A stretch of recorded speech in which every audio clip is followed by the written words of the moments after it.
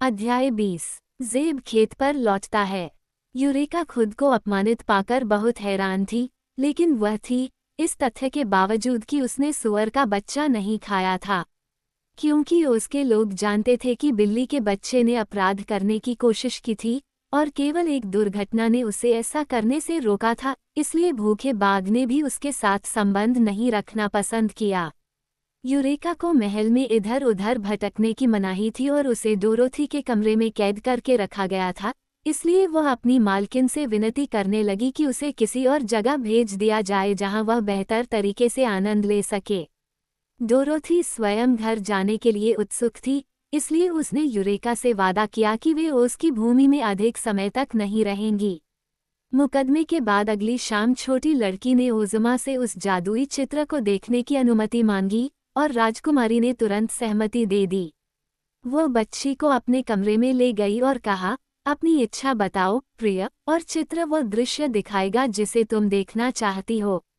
फिर डोरोथी ने जादुई चित्र की सहायता से पाया कि चाचा हेनरी कैंसस के फार्म पर लौट आए थे, और उसने ये भी देखा कि चाचा और चाची दोनों शोक में थे, क्योंकि उन्हें लगा कि उनकी छोटी भतीजी भूकंप में मर गई है।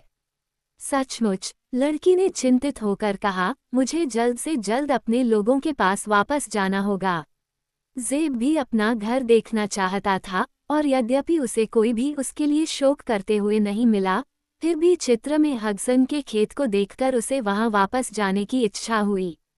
यह एक बढ़िया देश है और मुझे यहाँ रहने वाले सभी लोग पसंद हैं, उसने डोरोथी से कहा।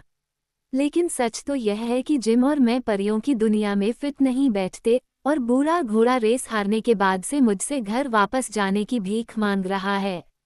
इसलिए अगर आप इसे ठीक करने का कोई तरीका खोज सकते हैं तो हम आपके बहुत आभारी होंगे। ओज़मा यह आसानी से कर सकती है, डोरोथी ने जवाब दिया। कल सुबह मैं केन्सास जाऊंगी और तुम कैलिफोर्निया जा सकते हो।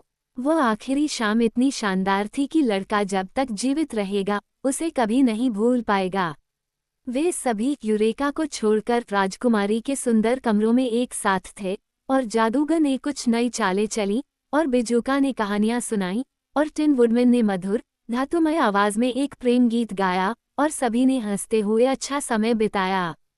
फिर डोरोथी ने टिकटॉक शुरू किया और उसने कंपनी का मनोरंजन करने के लिए एक नृत्य किया, जिसके बाद पीली मुर्गी ने ईव की भूमि में नोम राजा के साथ अपने कुछ रोमांचों के बारे में बताया। राजकुमारी ने उन लोगों को स्वादिष्ट जलपान परोसा जो खाने के आदी थे, और जब डोरोथी के सोने का समय आया तो सभी मित्रवत बातें करने के बाद अलग हो गए। अगली सुबह वे सभी अंतिम विदाई के लिए एकत्र हुए, और कई अधिकारी और दरबारी प्रभावशाली समारोह देखने के लिए आए। डोरोथी ने यूरेका को अपनी बाहों में लिया और अपनी सहेलियों को प्यार से अलविदा कहा। तुम्हें फिर आना होगा किसी समय, छोटी जादूगरनी ने कहा, और उसने वादा किया कि यदि उसे ऐसा करना संभव लगा तो वह अवश्य आएगी। लेकिन अंकल हेनरी और आंटी एम को मेरी मदद की जरूरत है, उन्होंने आगे कहा, इसलिए मैं कैंसस में अपने फार्म से ज्यादा समय तक दूर नहीं रह सकती।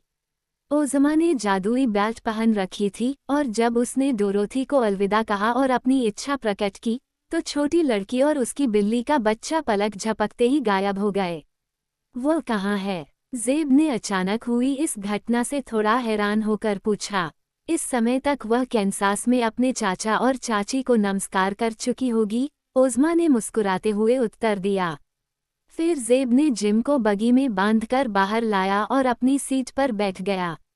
मैं आपकी दयालुता के लिए बहुत आभारी हूँ, लड़के ने कहा, और मेरी जान बचाने और मेरे अच्छे समय के बाद मुझे वापस घर भेजने के लिए मैं आपका बहुत आभारी हूँ।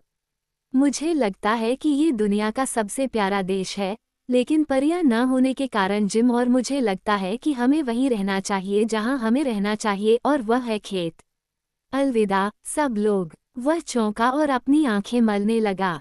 जिम उस जानी पहचानी सड़क पर टहल रहा था, कान हिला रहा था और संतुष्ट भाव से अपनी पूंछ हिला रहा था।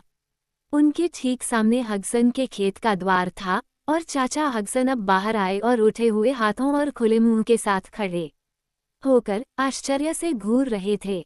हे भगवान, यह ज़ेब है और जिम भी, उसने आश्चर्य से कहा। तुम दुनिया में कहाँ थे मेरे दोस्त? क्यों चाचा, दुनिया में, ज़ेब ने हंसते हुए उत्तर दिया।